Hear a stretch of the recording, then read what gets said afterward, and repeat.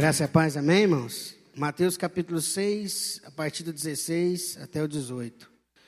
Quando jejuardes, não vos mostreis contristados como os hipócritas, porque desfiguram o rosto com o fim de parecer aos homens que jejuam. Em verdade vos digo que eles já receberam a recompensa.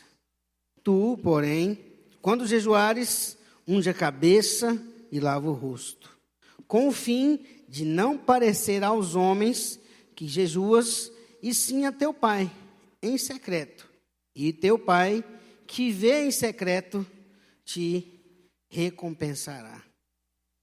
Como disseram uns jovens que fazem um vlog, né, de teologia, chama-se Teologueiros.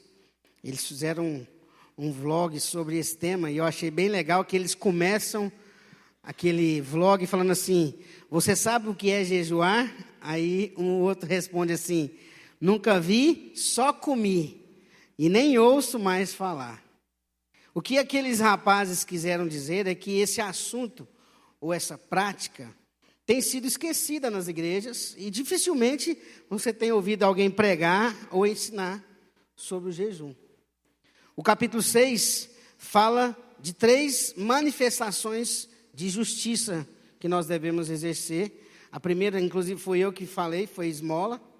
Depois nós falamos longamente sobre a oração, e a gente vai fechar essas 3 manifestações falando agora sobre o jejum, que é o que estava restando.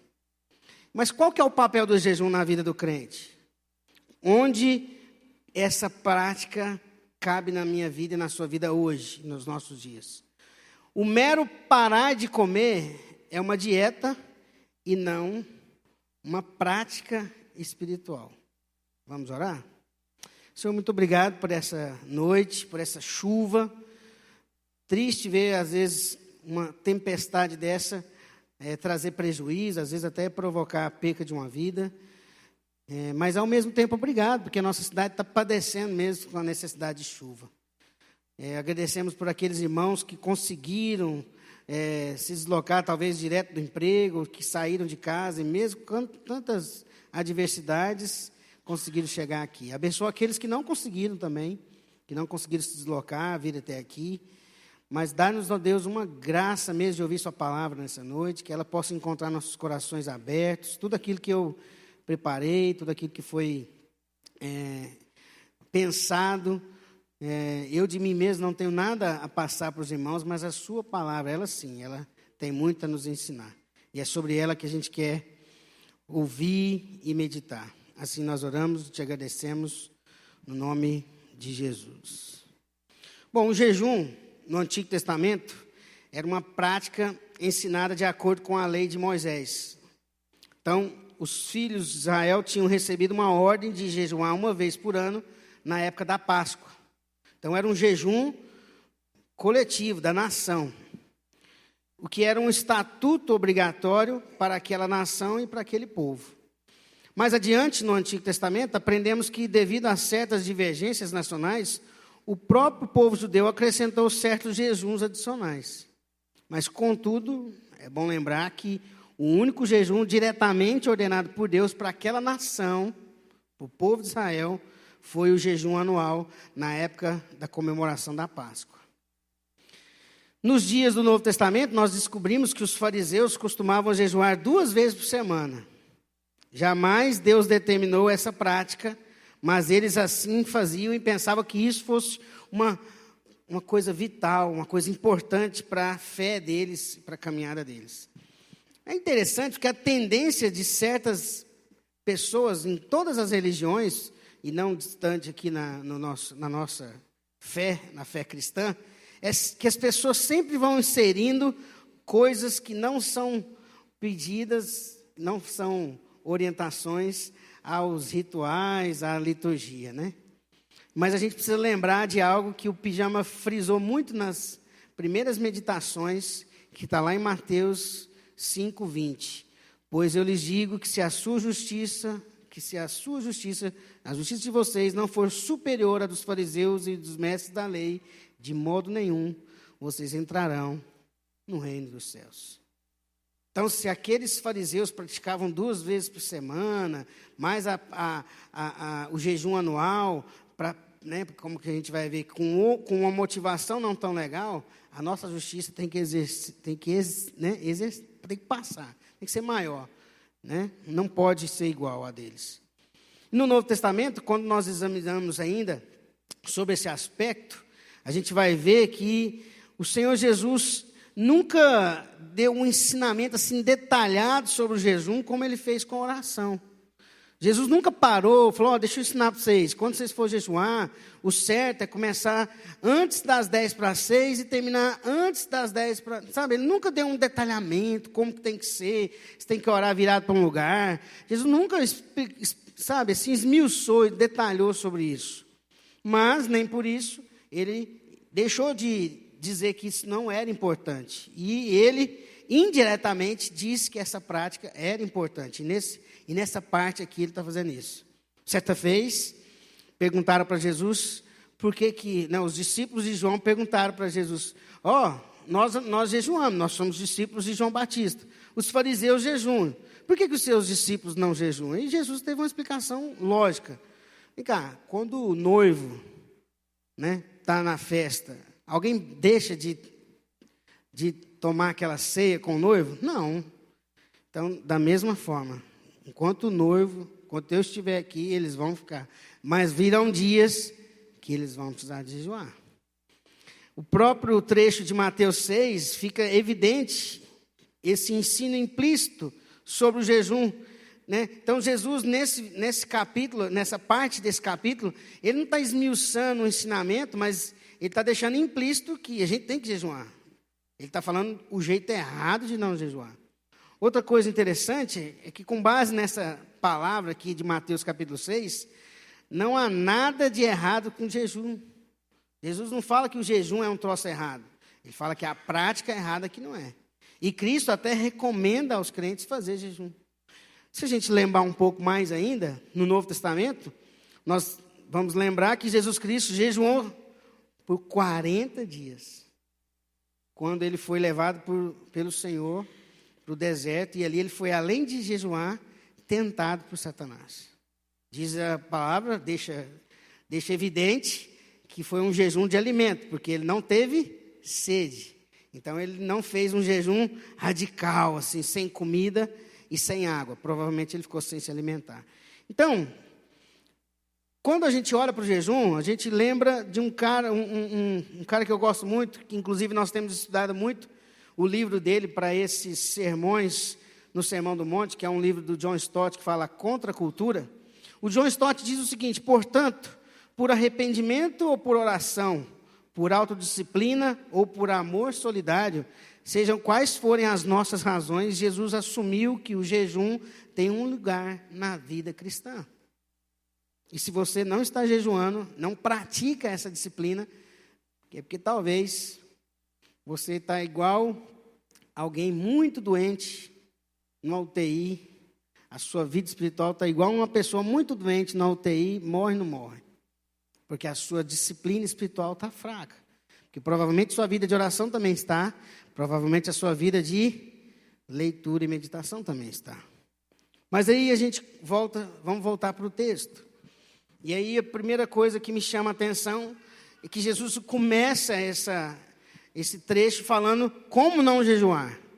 Versículo 16, Cristo começa esse trecho fazendo uma negativa, uma orientação de como não fazer jejum. Jesus ensinou sobre a nossa contribuição, sobre a nossa oração, e agora ele nos ensina sobre jejum, para que nós não façamos como os hipócritas, como os fingidos, que chamavam a atenção para si mesmos. Eles costumavam desfigurar o rosto e se mostravam entristecidos. Pensam umas figuras patéticas. 2 vezes por semana, essa turma de fariseus, que era uma turma significativa, saindo, né? Como se a vida tivesse quase que o Chapolin, né? Ou quase que o Chaves, quando foi deixado por todo mundo, quando eles foram para Acapulco, né? aquela cena triste, angustiante. Eles provavelmente negligenciavam, sabe o quê? A higiene pessoal nesse dia. Ou cobriam a cabeça com pano de saco, ou talvez passavam cinza no rosto para ficar mais pálidos. Na época não tinha, né? Qual aquele negócio que você passa no rosto, amor? Ruge. Então, naquela época não tinha um ruge assim para deixar o rosto mais pálido. Então, eles pegavam cinzas, aquela parte branquinha, e passavam assim no rosto, para ficar bem pálido, um aspecto assim de doença. Tristes, em consequência, eles queriam ser visualmente vistos para serem achados mais santos. Nossa, olha que homem piedoso, olha que mulher santa.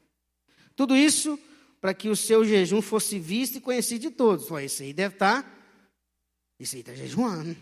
Olha, está fraquinho, está dando conta nem de levantar.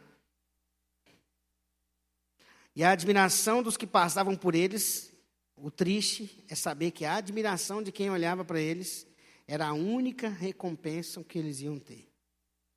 Jejuar é uma disciplina espiritual e ela perde o valor total dela se você faz essa disciplina com o fim de que os outros te percebam. Essa disciplina perde o valor se nós estivermos apenas procurando ser vistos como devotos, piedosos. Quando a nossa realidade, quando a nossa prática do jejum atinge essa realidade, nós perdemos totalmente o propósito. A gente está fazendo apenas dieta. A gente está apenas se privando de alimento. Jesus disse que não devemos exibir a nossa piedade ou a nossa virtude em troca de elogios humanos. Nós não devemos fazer essas práticas, como eu já tinha falado sobre a esmola, da mesma forma, se eu fizer um jejum para ficar mostrando, nem pintar o cabelo, a cara fica assim amarrotada, tem alguma coisa errada. Ainda pensando dentro dessa ótica de como não jejuar, eu queria que vocês abrissem comigo lá em Isaías 58, do 1 ao 5. Isaías 58, do 1 ao 5. O profeta Isaías, o profeta mais messiânico da Bíblia, vai falar um texto maravilhoso sobre jejum. E nesses 5 primeiros versículos ele fala de como não jejuar. Isaías 58, do 1 ao 5. Olha o que Isaías fala. Isaías 58, do 1 ao 5. O título, inclusive, dessa passagem em várias Bíblias é O Verdadeiro Jejum. Isaías fala assim: grite alto com todas as suas forças, grite alto com o som da trombeta. Fale ao meu povo Israel sobre a sua rebeldia e seus pecados. Apesar disso, agem como se fossem piedosos. Venham ao templo todos os dias e parecem ter prazer em aprender a meu respeito. Agem como nação justa, que jamais abandonaria as leis de seu Deus. Pedem que eu atue em favor deles e fingem querer estar perto de mim. Dizem: jejuamos diante de ti, porque não prestas atenção. Nós nos humilhamos com severidade e tu nem reparas. Vou lhes dizer por quê. Eu respondo: é porque jejuam para satisfazer a si mesmos. Enquanto isso, oprimem seus empregados. De que adianta jejuar se continuam a brigar e discutir? Com esse tipo de jejum, não ouvirei as suas orações. Vocês se humilham ao cumprir os rituais. Curvam a cabeça como junco ao vento. Vestem-se de pano de saco e cobrem-se de cinzas. É isso que chamam de jejum? Acreditam mesmo que agradará o Senhor? Palavra forte, dura. O que Jesus estava falando muito tempo depois era sobre esses caras aqui. Esses caras que vestiam esse pano de saco, cobria a cabeça com cinza, que fazia quase um teatro para aparecer, para as pessoas verem. Mas o íntimo deles, o coração deles, não estava se curvando. A mente deles tramava, pensava, arquitetava formas das pessoas olhar para eles e falar assim: nossa, que homem piedoso, que mulher, né, consagrada e santa. Mas no íntimo deles, eles não tinham essa verdade. E em contrapartida de como não jejuar, A gente vê Jesus nesse versículo 17, tão pequenininho, falando algo tão simples, né? Tu, porém, quando jejuares, unge a cabeça e lava o rosto. Jesus não deu nenhuma dica assim espiritual, né? E aí, Jesus, como é que deve ser esse jejum? O que eu tenho que parar de comer? O que é o... Não, você faz o seguinte, unge a cabeça e lava o rosto. Mas quanto a vocês, meus discípulos, Jesus Cristo prosseguiu, quando jejuarem, unge a cabeça e lave o rosto. Isto é, penteie o cabelo e toma um banho, talvez. Jesus não estava recomendando nada fora do comum, como se agora ele tivesse de assumir uma expressão de alegria especial. Jesus falou assim, você vai fazer jejum? Põe sua roupa normal que você vai trabalhar, arruma seu cabelo, dá um tapa na barba aí, passa o seu batom, né? Dá um tapa aí na cabeleira, se ela está meio bagunçada, veste sua roupinha normal de trabalho, se você usa uniforme você veste e vai trabalhar. E vai lá para sua casa. Não faz de conta que você está... Faz o normal do dia você vai fazer. João Calvino comentou de forma bem acertada uma coisa. Ele dizia o seguinte, Cristo não nos afasta de um tipo de hipocrisia para nos levar para outro tipo de hipocrisia. O que Jesus quis dizer, meu irmão e minha irmã, é que a gente não deveria ser esse hipócrita que finge que está triste e também não ficar, parecendo um aleluiada assim, sabe? Desmedida. O que foi que você está tão feliz assim? Estou me consagrando hoje, olha que alegria, e começa a falar em língua estranha. Não precisa fazer show, não. É o normal. É como você estaria num dia comum, na sua vida ordinária. Mas quando você, meus discípulos, fizerem jejum, apenas faça o normal do seu dia a dia. Jesus disse para os seus discípulos que, diferentemente dos fariseus, nos dias de jejum, como de costume, eles deveriam se comportar e se arrumar de forma que ninguém suspeitasse que eles estavam jejuando. As pessoas, será que o seu justo está jejuando hoje? Estou achando ele meio abatido, hein? Ou então, ele está alegrinho demais, ele deve falar, não, eu devo, encontro com o seu justo, para mim ele está do mesmo jeito. E às vezes ele está se consagrando já faz 2 dias. Está fazendo um jejum extremo até às vezes, não sei. No dia do jejum, tem uma atitude natural, comum, do seu dia a dia, para você não chamar atenção para si. O objetivo é esse. Voltando um pouco ainda naquele texto de Isaías, se você pegar o versículo 6 e 7, ele fala como deve ser o nosso jejum. Sabe como é que deve ser o nosso jejum? Lá no versículo 6 e 7 de Isaías 58, diz assim, este é o tipo de jejum que desejo. Soltem os que foram presos injustamente, aliviem as cargas de seus empregados, libertem os oprimidos, removam as correntes que prendem as pessoas, repartam seu alimento com os famintos, ofereçam abrigo aos que não têm casa, deem roupas aos que precisam, não se escondam dos que carecem de ajuda.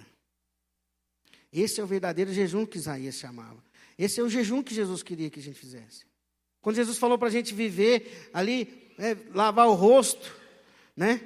E passar óleo no cabelo, se arruma para o dia a dia comum, meu irmão. Vai para a sua lida. Vai para onde você tem que ir para o seu dia normal, para a sua empresa, para a sua repartição, para a sua loja. Lá você vai atuar normal. E lá você vai agir com justiça, uma justiça que excede a dos fariseus. E quando a gente não jejua da forma errada, quando a gente jejua da forma correta, vem a consequência, vem o fruto, vem o resultado. É interessante que o versículo 17 fala que o fruto desse resultado, né, desse jejum correto. É interessante lembrar que, não exigindo mais o dia dessa... Nós não estamos debaixo da lei dos judeus, de ter que fazer jejum na época da Páscoa. Essa exigência não é para nós. aquela exigência de fazer um jejum por ano, por causa da Páscoa, isso não se aplica a nós, porque o Cordeiro de Deus, que tira o pecado do mundo, já eliminou aquele cordeiro daquela época, lá no deserto, lá no Egito, quer dizer. Todavia, nós não temos a exigência de fazer um jejum, mas nós temos que pensar que para nós precisamos de jejum para algumas necessidades. Por exemplo, as Escrituras advertem contra a falta de moderação na comida. Aí Deus falou comigo aqui, irmãos. Por exemplo, os glutões, os ociosos, isso eu não sou, mas gosto de comer. Os comilões preguiçosos não vão ficar sem reprovação. Uma das marcas dos inimigos da cruz, lá de Filipenses e de Romanos, é que o seu Deus é o seu ventre. A disciplina do jejum, que mortifica a nossa carne, é essencial para o nosso progresso e a nossa santificação e devoção. Então, tem muita gente que não bebe, não fuma, não se prostitui, mas é um glutão. É um glutão. Come mais do que precisa, exagera. E tem muito crente caindo nesse pecado. Tem muito crente que se você chama ele para fazer uma vigília, para fazer uma atividade, para fazer um evangelismo, ele não topa, mas fala assim, e aí, um churrasco? Na hora. Vamos fazer uma viagem missionária, vamos ter que gastar um dinheiro. Vamos para o Outback. Que horas que eu te encontro lá? É Deus quem faz as contas. Esse versículo 17, a gente tem que se lembrar que quem faz as contas é Deus. A gente tem que se libertar. Deixa eu falar uma coisa para vocês. Depois que você entra no reino de Deus, que você passa a fazer parte da família, da fé, você tem que parar, esquecer a contabilidade para a fé. Na fé, na religião, aqui onde a gente está exercendo a nossa fé, você tem que esquecer a parte numérica.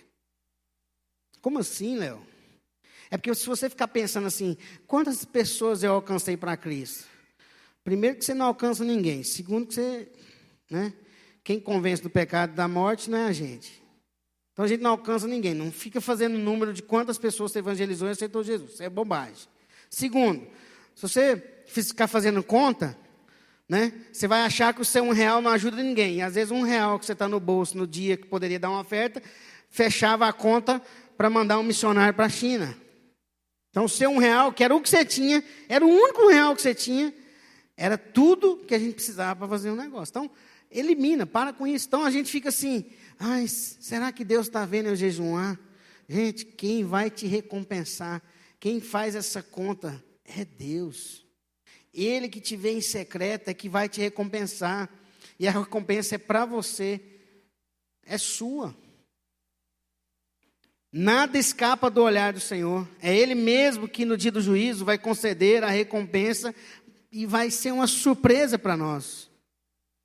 E agora, enquanto nós estamos aqui, a recompensa antecipada, por exemplo, é uma boa consciência, alegria e paz que excedem todo entendimento.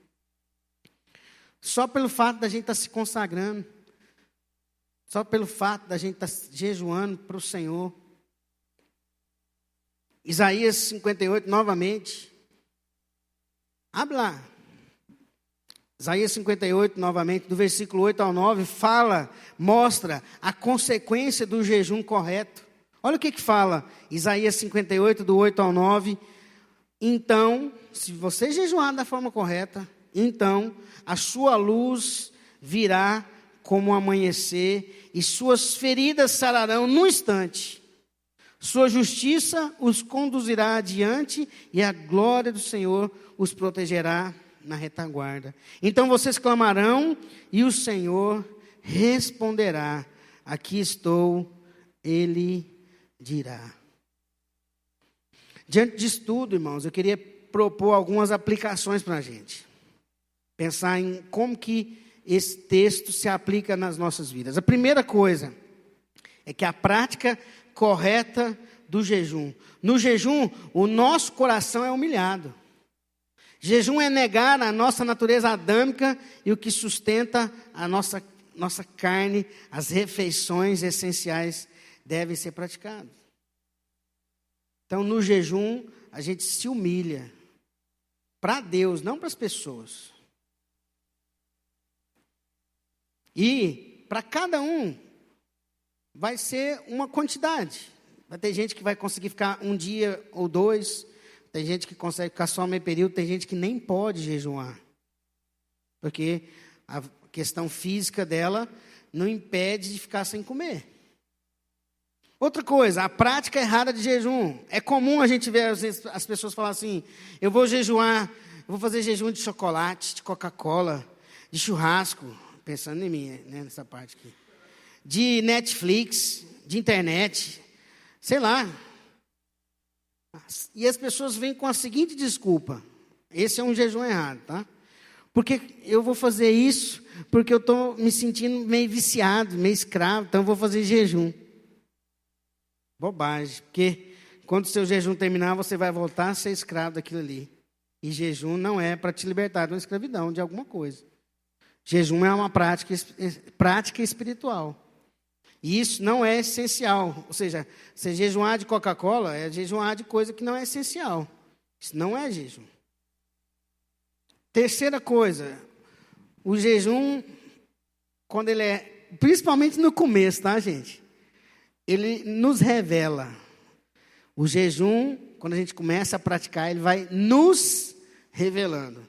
Richard Foster, num livro sensacional, eu queria estar com o meu aqui para mostrar para vocês, mas eu emprestei. Ele é o segundo que eu já tenho, eu já dei um.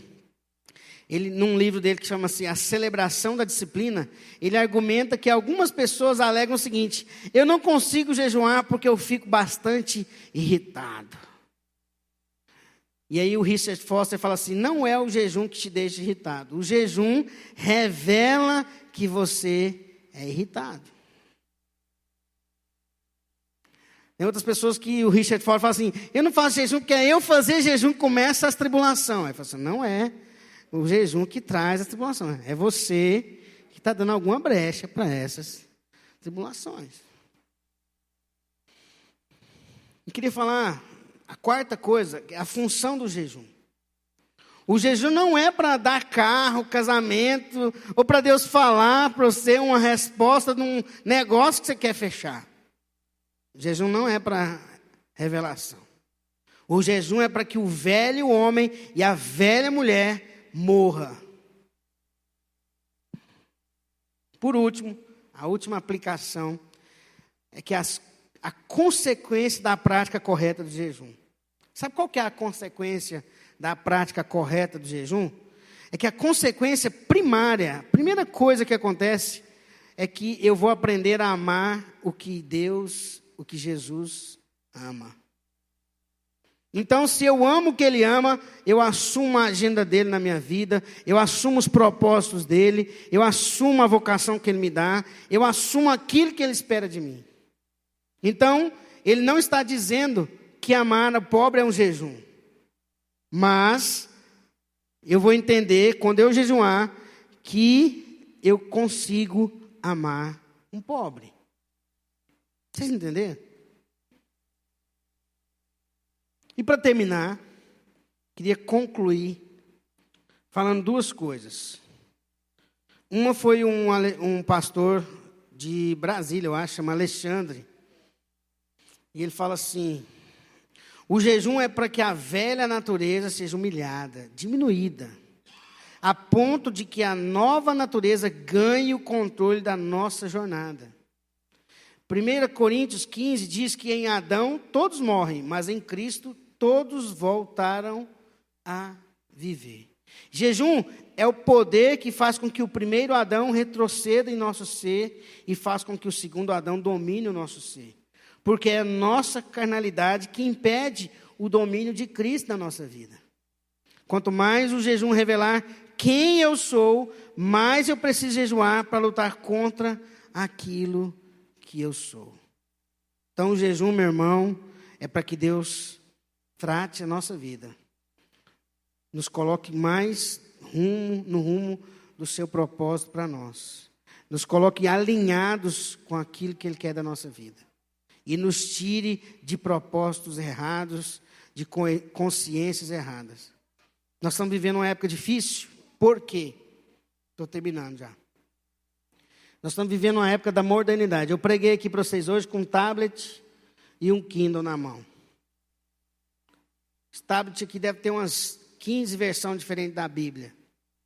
Trocentos livros aqui. Tudo isso deixa tudo mais fácil. Mas nada substitui uma vida consagrada. De alguém que tira tempo para orar, para jejuar, para meditar na palavra. Nós estamos vivendo uma época muito ruim, de pouca gente com profundidade e muita gente rasa. Gente que não aguenta nenhuma tempestade, porque não tem raiz firme. E aí eu me lembro de pessoas igual minha avó, Dona Maria Felipe, que foi quem me levou para a igreja, foi alfabetizada lendo a Bíblia, veinha de oração, era dos coques. Veinha de oração, fazia jejum. E nos dias de jejum, eram os dias que ela gostava de fazer comida boa. Nós descobrimos depois, né? No dia de jejum dela, a expertise da minha avó era fazer comida. Comida muito boa. No dia que ela fazia jejum, era o dia que ela caprichava na comida. Nós descobrimos depois, aí nós íamos para lá. Mas ela gostava de fazer isso para quê? Para ela ver que mais importante que aquela comida era a vida consagrada para Deus. Vamos orar? Senhor, eu quero te agradecer por essa oportunidade, esse dia. Obrigado mesmo, Deus, por aqueles que puderam vir e por tudo aquilo que o Senhor pôde falar conosco.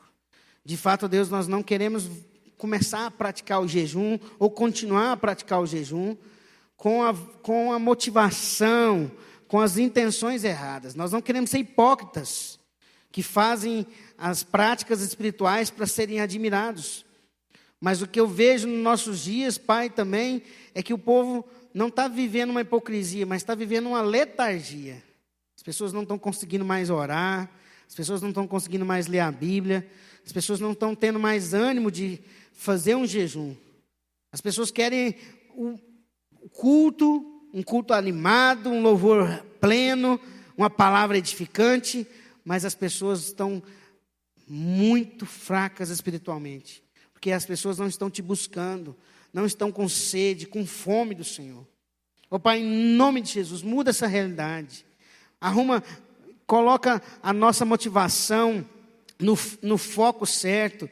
Tira-nos, ó Deus, de práticas espirituais erradas, como fazer jejum para obter coisas, fazer jejum para se libertar de vícios.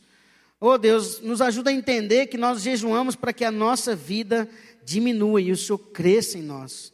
Para que o velho homem diminua e o novo ser, o novo Cristo em nós, cresça dia após dia.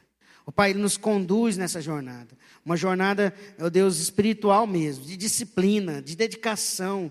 Nos ajuda, ó Deus, a seguir o leccionário ou outro meio de devocional.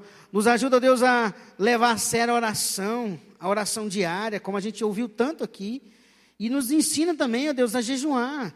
Que o nosso jejum seja como o jejum lá de Isaías, não um jejum de um ganancioso, de alguém opressor, o jejum de alguém egoísta, mas o jejum de alguém que promove a justiça, aquele que faz o jejum para se aproximar do Senhor, mas cuida daquilo que estão à sua volta. Pai, em nome de Jesus, nós estamos necessitados de uma disciplina espiritual na nossa vida. Então, Deus, promove isso em nós. Manda mesmo, ó Deus, sobre nós uma chama do Espírito sobre nós, para nos animar, para tirar, ó Deus, as teias de aranha, para, ó Deus, tirar as ferrugens, para tirar aquilo, ó Deus, que está impedindo a gente de curvar nossos joelhos, de parar, ó Deus, o celular para lermos a Bíblia, e, ó Deus, de satisfazermos menos as nossas vontades carnais e jejuarmos para o Senhor, para que o Senhor veja e o Senhor nos recompense. Assim nós oramos, ó Pai, e te agradecemos por essa semana.